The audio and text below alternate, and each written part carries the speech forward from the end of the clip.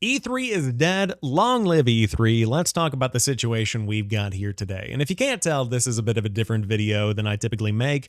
We're normally editing a bit more, we're putting things together. It's not the kind of vibe that I wanted to do tonight because this is a historical moment in the gaming industry because I personally think E3 is not coming back.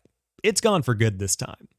And if you haven't heard the news, E3 2023 has officially been canceled. IGN broke the news. ReedPop has confirmed there is not going to be a physical showcase, a digital showcase. You're not going to pass go. You're not collecting $200. E3 is cut and done. And so right now on social media, you're seeing a lot of people praising the fact that E3 is gone. You're seeing Jeff Keighley promote Summer Game Fest, which I personally think is in very poor taste for a couple of different reasons. But you're also seeing a lot of people celebrate E3. You're seeing a lot of people post pictures of the times they went, whether it was way back in 1995, whether it was just a couple of years ago in 2019. And so I wanted to post my E3 story. Not that I've gone, but the significance of E3 for me and why it played such a pivotal role in who I am today. And so it all started way back when I was a kid. I loved getting my Game Informer every month.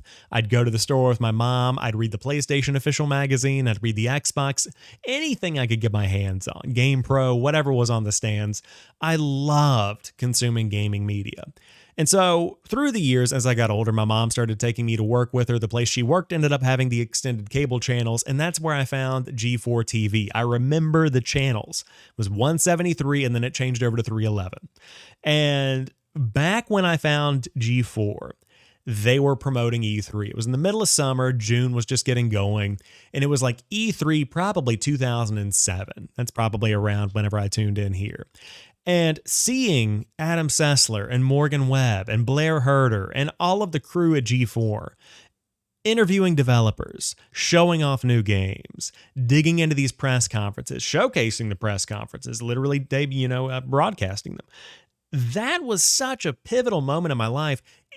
At that point, E3 and G4 became what I looked forward to every year during school. It was the best part of my summer. It was partially the best part of my year. And I just got off a podcast with Project X Talk, Kevin Ainsworth, the Muffin Mon over there, and we were talking about E3, and we were talking about G4, and it really was Gamer Christmas. It really was just this time of year that everybody looked forward to because they knew cool things were coming. They knew new consoles were on the way. They knew they were going to get their socks blown off.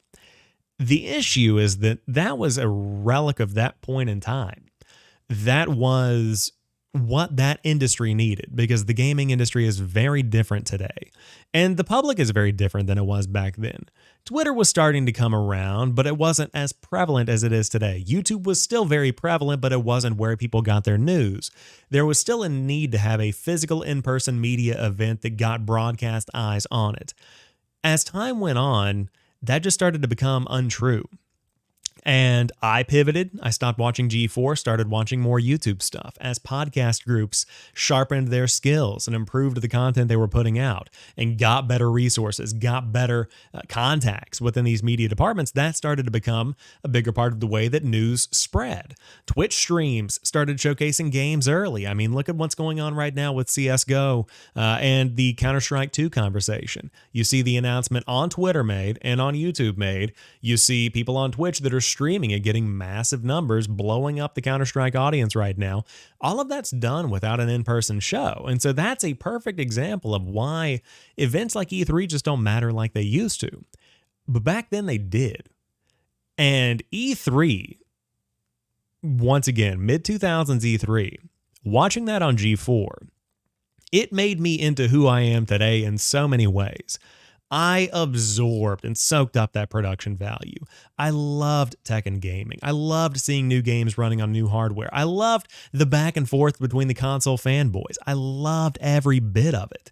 And so that inspired me. X-Play inspired me. Attack of the Show inspired me to buy a camera and start doing my own thing, to continue playing games and build a passion for that, to experiment with podcasting and having these in-depth conversations.